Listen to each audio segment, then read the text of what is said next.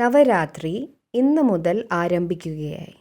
നമ്മൾ ഏവരും ചേർന്ന് ദുർഗാദേവി, സന്തോഷി മാത, ലക്ഷ്മി ദേവി, സരസ്വതി ദേവി എന്നീ ദേവിമാരുടെ ആഹ്വാനം ചെയ്യുന്ന ദിനങ്ങളെയാണ് നവരാത്രി എന്ന് പറയുന്നത്. നമ്മൾ ഏവരും ഒത്തുചേർന്ന് വളരെയധികം സ്നേഹത്തോടെയും ആദരവോടെയും ഭാവനയോടെയും ശക്തികളുടെ ആഹ്വാനം ചെയ്യുന്നു.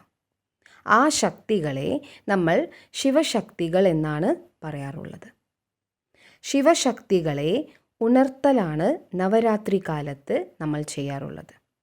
എന്നാൽ ഇന്ന് കുറച്ചു സമയമെടുത്ത് നമുക്ക് ഇക്കാര്യത്തെക്കുറിച്ച് ഒന്ന് ആഴത്തിൽ ചിന്തിച്ചു നോക്കാം. നമ്മൾ എന്തിനെയാണ് ആഹ്വാനം ചെയ്യുന്നത് അഥവാ ഉള്ളിൽ ഉണർത്താൻ ശ്രമിക്കുന്നത് എന്ന് ചിന്തിച്ചു നോക്കിയിട്ടുണ്ടോ?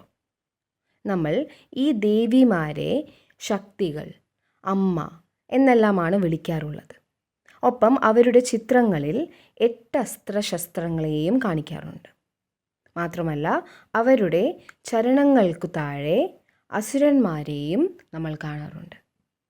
ഈ ചിത്രങ്ങളെല്ലാം എന്ത് മനസ്സിലാക്കിക്കാനാണ് ശ്രമിക്കുന്നത്?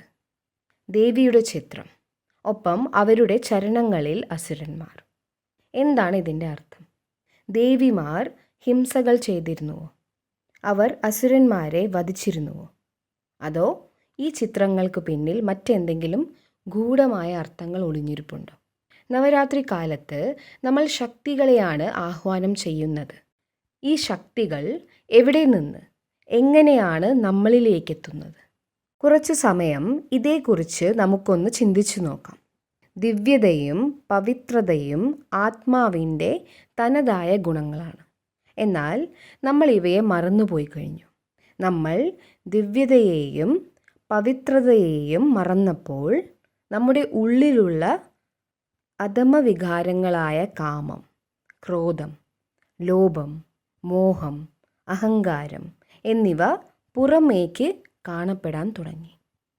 ദിവ്യതയും പവിത്രതയും മറഞ്ഞു പോവുകയും വികാരങ്ങൾ പ്രത്യക്ഷമാകാൻ തുടങ്ങുകയും ചെയ്തു. ദിവ്യത വികാരങ്ങൾക്കുമേൽ അധികാരം സ്ഥാപിക്കുന്നു. പവിത്രത അപവിത്രതയ്ക്കുമേൽ ഉയർന്നു വന്നു എന്ന് ചിത്രീകരിക്കാൻ വേണ്ടിയാണ് ഇങ്ങനെയുള്ള ചിത്രങ്ങൾ ഉണ്ടാക്കിയിരിക്കുന്നത്. വികാരങ്ങളെ നമ്മൾ എങ്ങനെയാണ് ചിത്രീകരിക്കുക? ദേവിമാരുടെ കാലിന് ചുവട്ടിലുള്ള അസുരന്മാർ യഥാർത്ഥത്തിലുള്ള അസുരന്മാരല്ല. അവർ നമ്മുടെ ഉള്ളിലുള്ള ആസുരീയ മനോഭാവങ്ങളാണ്, അഥവാ നമ്മുടെ ഉള്ളിലുള്ള നെഗറ്റിവിറ്റികൾ, നമ്മുടെ ഉള്ളിലുള്ള മോശമായ സ്വഭാവങ്ങൾ, നമ്മുടെ ഉള്ളിലെ ബലഹീനതകൾ, നമ്മുടെ ഉള്ളിലുള്ള വികാര വിക്ഷോഭങ്ങൾ, അസൂയ, വെറുപ്പ്, അകൽച്ച, അപകീർത്തികൾ, അടിച്ചമർത്തലുകൾ എന്നിവയുടെ പ്രതീകങ്ങളാണ്. നമ്മുടെ ഉള്ളിലുള്ള ബലഹീനതകളുടെ ലിസ്റ്റ് വളരെ വലുതാണ്. നമ്മൾ അവനവനെ ഒട്ടും ശ്രദ്ധിക്കാതിരുന്നതുകൊണ്ട് നമ്മുടെ ഉള്ളിലെ അസുരന്മാർ ഉണർന്നു പ്രവർത്തിക്കാൻ തുടങ്ങി. ഇപ്പോൾ നമുക്ക് നമ്മുടെ ഉള്ളിലുള്ള ദിവ്യതയെ ഉണർത്തേണ്ട സമയം വന്നു ചേർന്നു.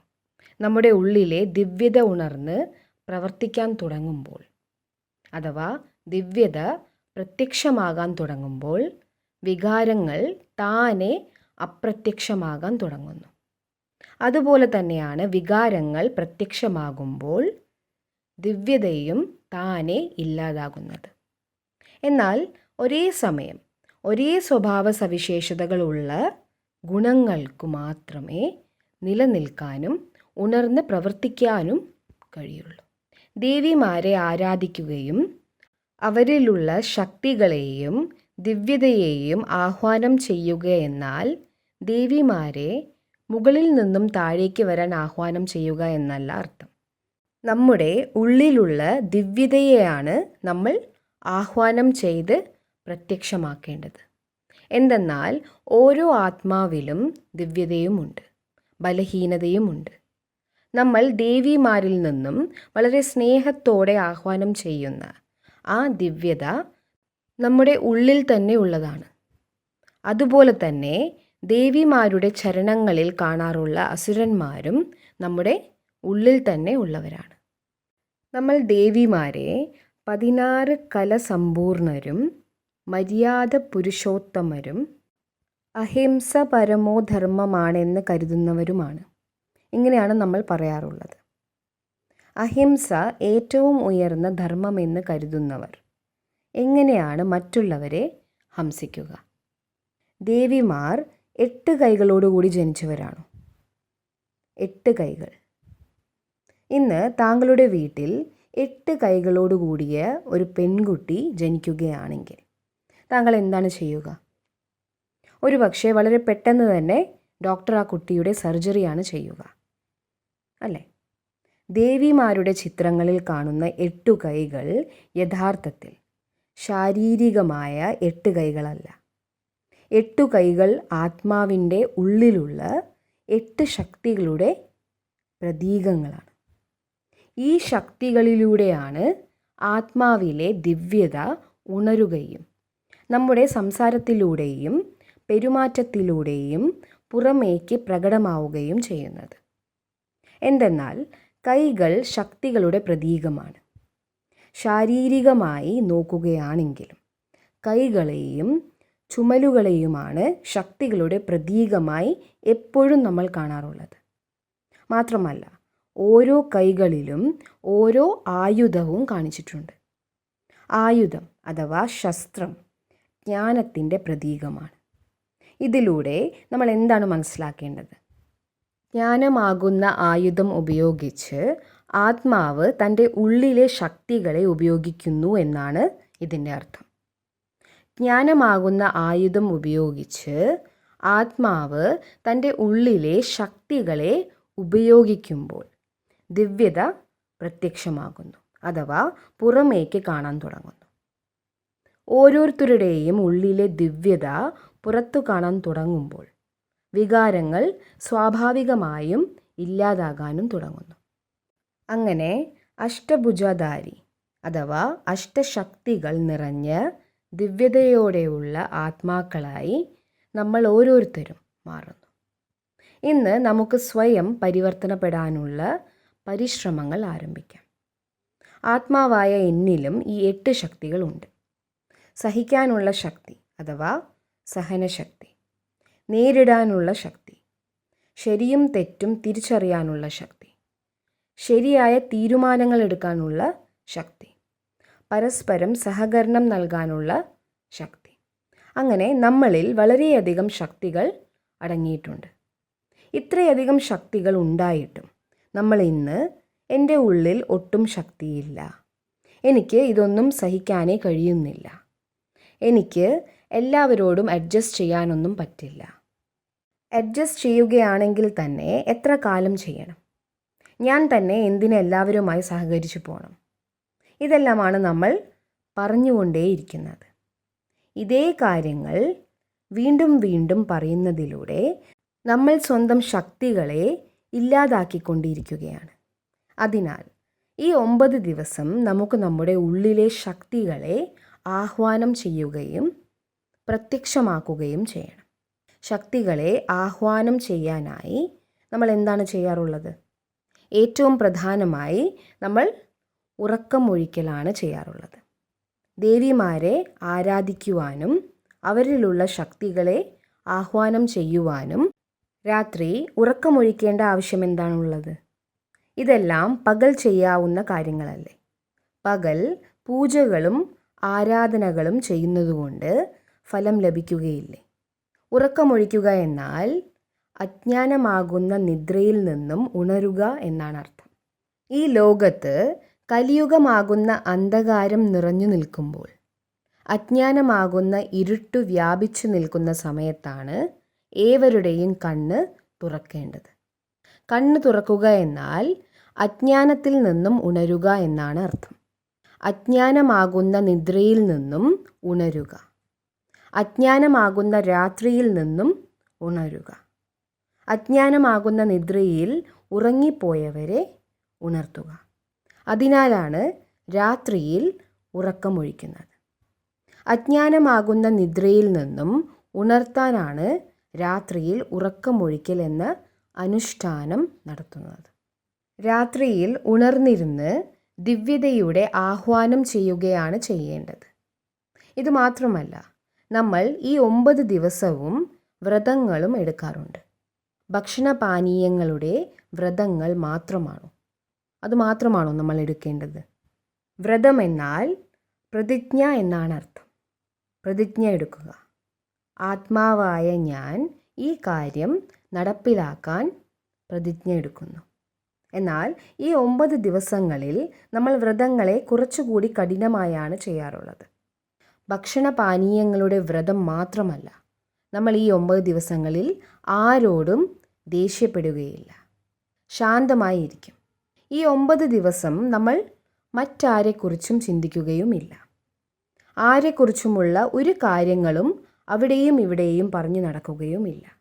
ഈ 9 ദിവസവും നമ്മൾ എല്ലാവരും വളരെ നേരത്തെ എഴുന്നേറ്റ് ധ്യാനം അഭ്യസിക്കും, മെഡിറ്റേഷൻ ചെയ്യും. ഈ 9 ദിവസം നമ്മൾ മോശമായ ഭക്ഷണ സാധനങ്ങൾ കഴിക്കുകയോ കുടിക്കുകയോ ചെയ്യുകയില്ല. ഇങ്ങനെ ധാരാളം കാര്യങ്ങളുടെ വ്രതങ്ങൾ നമുക്ക് എടുക്കാനാവുന്നതാണ്.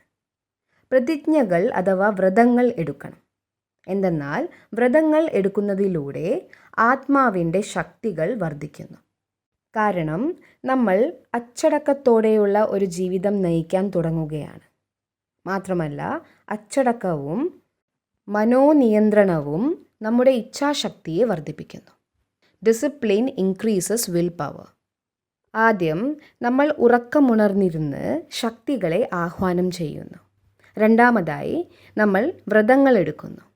മൂന്നാമതായി ഈ 9 ദിവസങ്ങളിൽ നമ്മൾ സാത്വികമായ ആഹാരവും കഴിക്കാൻ തുടങ്ങുന്നു. നവരാത്രി കാലങ്ങളിലെ 9 ദിവസങ്ങളിൽ ഉള്ളി, വെളുത്തുള്ളി എന്നിവ ചേർക്കാത്ത സാത്വികമായ ഭക്ഷണ സാധനങ്ങൾ മാത്രമാണ് ഉണ്ടാക്കാറുള്ളത്. ദിവ്യതയും സാത്വികതയും എല്ലായ്പ്പോഴും ഒന്നിച്ചു ചേർന്ന് പോകുന്നവയാണ്. താമസികമായ ഭക്ഷണം കഴിക്കുകയാണെങ്കിൽ നമുക്ക് ദിവ്യതയെ പ്രത്യക്ഷമാക്കാൻ കഴിയുകയില്ല എന്നാണ് ഇതിൽ നിന്നും മനസ്സിലാക്കേണ്ടത്. സാത്വികമായ ഭക്ഷണം എന്നാൽ അത് സസ്യാഹാരമായിരിക്കണം. ഉള്ളി, വെളുത്തുള്ളി എന്നിവ ചേർക്കാൻ പാടില്ല. അതിനൊപ്പം പരമാത്മാവിൻ്റെ ഓർമ്മയിൽ ഭക്ഷണം പാകം ചെയ്യുകയും ചെയ്യണം. അഥവാ സാത്വികമായ മനസ്സോടെ ഉണ്ടാക്കിയ ഭക്ഷണം കഴിക്കണം. സാത്വികമായ ഭക്ഷണം ഉണ്ടാക്കണമെങ്കിൽ ആദ്യം സത്യസന്ധമായ വഴിയിലൂടെ സമ്പാദിച്ച ധനം വീട്ടിലേക്ക് എത്തണം. ആ ധനത്തിൽ നിന്നും വാങ്ങിയ സാമഗ്രികൾ ഉപയോഗിച്ച് സാത്വികമായ ഭക്ഷണം സാത്വികമായ മനോനിലയിലൂടെ ഉണ്ടാക്കണം. അപ്പോൾ ആ ആഹാര പദാർത്ഥങ്ങൾ പ്രസാദമായി മാറുന്നു. ശുദ്ധമായ ആഹാരം കഴിക്കാൻ തുടങ്ങുകയാണെങ്കിൽ അത് 9 ദിവസത്തേക്ക് മാത്രമായി മാറ്റേണ്ടതുണ്ടോ? ദിവ്യതയും ശുദ്ധതയും നിറഞ്ഞ ജീവിതം 9 ദിവസത്തേക്ക് മാത്രമാണോ നമുക്ക് ആവശ്യം? ആഘോഷങ്ങൾ നമ്മളെ ശരിയായ ജീവിതം നയിക്കുന്ന രീതികളെ പഠിപ്പിക്കാനാണ് വരുന്നത്. 9 ദിവസം ചെയ്യാനാവുന്ന ഒരു കാര്യം നമുക്ക് ജീവിതകാലം മുഴുവനും ചെയ്യാനാവും. അതാണ് ഇതിൻ്റെ ആന്തരികമായ അർത്ഥം.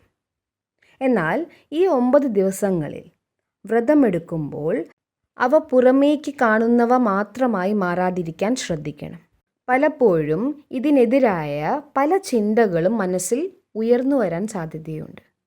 ഇന്ന് 5-ാമത്തെ ദിവസമായി, ഇന്ന് 6-ാമത്തെ ദിവസമായി, ഇനി 9 ദിവസമാവാൻ എത്ര കാത്തിരിക്കണം? എല്ലാവരും ഇതെല്ലാം ചെയ്യുന്നതുകൊണ്ട് എനിക്കും ഇതൊക്കെ ചെയ്യേണ്ടി വരുന്നു. നിസ്സഹായത കൊണ്ടോ മറ്റുള്ളവർ പറയുന്നത് കൊണ്ടോ ഒരിക്കലും ഇതൊന്നും ചെയ്യരുത്. നിസ്സഹായത ഒരിക്കലും ആത്മാവിൻ്റെ ശക്തികളെ വർദ്ധിപ്പിക്കുകയില്ല. പ്രതിജ്ഞ എടുത്തതുകൊണ്ടാണ് ഇതെല്ലാം പാലിക്കേണ്ടത്. ജീവിതത്തിൽ സാത്വികത പാലിക്കും എന്നത് ഒരു പ്രതിജ്ഞയായി എടുക്കണം. നവരാത്രി ആഘോഷങ്ങളുടെ 9 ദിവസങ്ങളിലും ദീപങ്ങൾ കത്തിച്ചു വയ്ക്കാറുണ്ട്. മൺവിളക്കുകളിലാണ് ദീപങ്ങൾ തെളിയിച്ചു വയ്ക്കാറുള്ളത്. ഇവ എന്തിൻ്റെ പ്രതീകമാണ്? മൺവിളക്ക് ശരീരത്തിൻ്റെ പ്രതീകമാണ്. മൺവിളക്കിൽ തെളിഞ്ഞു നിൽക്കുന്ന ദീപം ആത്മാവിനെ സൂചിപ്പിക്കുന്നു. ഇതിനാലാണ് 9 ദിവസവും ദീപങ്ങൾ തെളിയിച്ചു വയ്ക്കുന്നത്. ഞാനൊരു ആത്മാവാണ് എന്ന അവബോധം അഥവാ സോൾ കോൺഷ്യസ്നസ് ഉണരാൻ തുടങ്ങുമ്പോൾ ആത്മാവാകുന്ന ദീപം തെളിഞ്ഞു കത്താനും ആ ദീപത്തിൻ്റെ പ്രകാശം ചുറ്റും വ്യാപിക്കാനും തുടങ്ങുന്നു. അതിലും പ്രധാനമായി നമ്മൾ എനിക്ക് വേണം, എനിക്ക് ലഭിക്കണം എന്ന മനോഭാവത്തിൽ നിന്നും മാറി ഞാൻ ഏവർക്കും നൽകുന്നു എന്ന മനോഭാവത്തിലേക്ക് ഷിഫ്റ്റ് ആവാൻ തുടങ്ങുന്നു. ഹിന്ദിയിൽ ദീപത്തിന് ദിയ എന്നാണ് പറയാറുള്ളത്. ദിയ എന്നാൽ നൽകുക എന്നൊരു അർത്ഥം കൂടിയുണ്ട്. ദീപം തെളിഞ്ഞു കത്തുമ്പോൾ ജീവിതം ശുഭകരമായി മാറുന്നു. നമ്മുടെ ജീവിതത്തിൽ ഏതെല്ലാം ദീപങ്ങളാണ് തെളിഞ്ഞു കത്തേണ്ടത്? സ്നേഹം നൽകിക്കൊണ്ടിരിക്കുന്ന ദീപം, ആദരവ് നൽകിക്കൊണ്ടിരിക്കുന്ന ദീപം, സഹകരണം നൽകിക്കൊണ്ടിരിക്കുന്ന ദീപം. നമ്മൾ ഇവയെല്ലാം എല്ലാവർക്കും എല്ലായ്പ്പോഴും നൽകിക്കൊണ്ടിരിക്കുന്നു. ഈ ദീപം തെളിഞ്ഞു കത്തുകയാണെങ്കിൽ ജീവിതം സദാ ശുഭകരമായി മാറും. ഉറക്കമൊഴിക്കൽ, സാത്വികമായ ഭക്ഷണം, വ്രതം, തെളിഞ്ഞു കത്തുന്ന ദീപം, ഇവയെല്ലാം ജീവിതത്തിലേക്ക് വരുമ്പോൾ നമ്മുടെ ബന്ധങ്ങൾ വളരെ മനോഹരമായി മാറുന്നു. പരസ്പരം അഡ്ജസ്റ്റ് ചെയ്യുക, പരസ്പരം സഹകരിക്കുക എന്നിവ ജീവിതത്തിൽ സ്വാഭാവികമായുള്ള കാര്യങ്ങളായി മാറാൻ തുടങ്ങും. ബന്ധങ്ങളിൽ അഡ്ജസ്റ്റ്മെൻറ്റുകൾ വരുമ്പോൾ അപ്പോൾ ഉണ്ടാകുന്ന ഒത്തൊരുമയുടെയും ഐക്യത്തിൻ്റെയും പ്രതീകമായാണ് നമ്മൾ നവരാത്രി കാലങ്ങളിൽ നൃത്തം ചെയ്യുന്നത്. ഉത്തരേന്ത്യയിൽ നവരാത്രി കാലങ്ങളിൽ കളിക്കുന്ന ഗർബ ഡാൻസ് വളരെ പ്രസിദ്ധമാണ്. ഇത് വളരെ സുന്ദരമായ ഒരു നൃത്തരൂപമാണ്. നൃത്തം ചെയ്യുന്ന എല്ലാവരുടെയും കയ്യിൽ 2 കോലുകൾ വീതം ഉണ്ടാകും. ഈ കോൽക്കളി ഒരുപാട് പേർ ഒന്നിച്ച് ഒരേ താളത്തിലും ലയത്തിലുമാണ് കളിക്കാറുള്ളത്. ഒരേ താളത്തിൽ എല്ലാവരും ഒത്തൊരുമിച്ച് കളിക്കുന്നത് കൊണ്ടാണ് ഇതൊരു ഭംഗിയുള്ള നൃത്തരൂപമായി മാറിയത്. എല്ലാവരും സ്വന്തം ഇഷ്ടമനുസരിച്ച് കളിക്കുകയാണെങ്കിൽ ഇതേ നൃത്തസ്ഥലം ഒരു യുദ്ധമൈതാനമായി മാറാനും സാധ്യതയുണ്ട്. ഈ ഡാൻസ് ഗ്രൂപ്പിൽ ഉൾപ്പെട്ടവരെല്ലാം നമ്മുടെ കൂടെ ജീവിക്കുന്നവരുടെയും നമ്മുടെ ഒപ്പം ജോലി ചെയ്യുന്നവരുടെയും പ്രതീകങ്ങളാണ്. നമ്മൾ അവരുടെ സംസ്കാരങ്ങളെ കാണുന്നു. അവരുടെ സംസ്കാരങ്ങളെ കണ്ടുകൊണ്ട് നമ്മൾ നമ്മുടെ സ്വഭാവ സംസ്കാരങ്ങളെ ഉപയോഗിക്കുന്നു. ഇങ്ങനെ ചെയ്യുമ്പോൾ സംസ്കാരങ്ങളുടെ കൂടിച്ചേരൽ ഉണ്ടാകുന്നു. ഇതിനു പകരമായി സ്വന്തം സംസ്കാരങ്ങൾ തന്നിഷ്ടപ്രകാരം ഉപയോഗിച്ച് മുന്നോട്ടു പോവുകയാണെങ്കിൽ സ്വന്തം വീട് പോലും യുദ്ധക്കളമായി മാറും. പരമാത്മാവ് പറയുന്നു, ഏതാത്മാവാണോ തൻ്റെ വികാരങ്ങളിൽ നിന്നും മോചനം നേടാനായി ഉറക്കമൊഴിക്കുന്നത്, ജീവിതത്തിൽ മാറ്റങ്ങൾ വരുത്താനായി പ്രതിജ്ഞകൾ എടുക്കുന്നത്, അവരുടെ ജീവിതത്തിൽ സാത്വികത ഉണ്ടാവാൻ തുടങ്ങുന്നു. അവർക്ക് സോൾ കോൺഷ്യസ്നസ് അഥവാ ആത്മബോധം വളരെ സ്വാഭാവികമായി അനുഭവപ്പെടാൻ തുടങ്ങുകയും അവർ മറ്റെല്ലാവരുടെ സംസ്കാരങ്ങളുമായി വളരെ അനായാസമായി ഒരു നൃത്തത്തിൽ എന്ന പോലെ പൊരുത്തപ്പെട്ട് പോകുകയും ചെയ്യുന്നു. ഇനിയുള്ള 8 ദിവസങ്ങളിൽ ഓരോ ദിവസങ്ങളിലായി നമുക്ക് നമ്മുടെ ഉള്ളിലുള്ള ദേവീഭാവത്തിലെ ശക്തികളെ ആഹ്വാനം ചെയ്യാം. ഓരോ ദിവസവും നമുക്ക് ആത്മാവിൻ്റെ ഓരോ ശക്തികളെക്കുറിച്ച് മനസ്സിലാക്കുകയും ആ ശക്തികളെ നമുക്ക് സ്വന്തം ജീവിതത്തിൽ എങ്ങനെ പ്രാവർത്തികമായി കൊണ്ടുവരാൻ കഴിയും, എങ്ങനെ പ്രത്യക്ഷമാക്കാൻ കഴിയുമെന്ന് നോക്കുകയും ചെയ്യാം. ഒപ്പം തന്നെ ഓരോ ശക്തികളുടെയും പ്രതീകമായി ഏത് ദേവിയെയാണ് നമ്മൾ ആരാധിക്കുന്നത്, ആ ദേവിയുടെ ചിത്രം നമുക്ക് എന്തെല്ലാം രഹസ്യ ജ്ഞാനങ്ങളാണ് നൽകുന്നത്, ഇതും നമ്മൾ മനസ്സിലാക്കാം. അങ്ങനെ അടുത്ത 8 ദിവസങ്ങളിൽ നമുക്ക് ഏവർക്കും ഒത്തുചേർന്ന് ശരിയായ രീതിയിൽ നവരാത്രി ആഘോഷിക്കാം.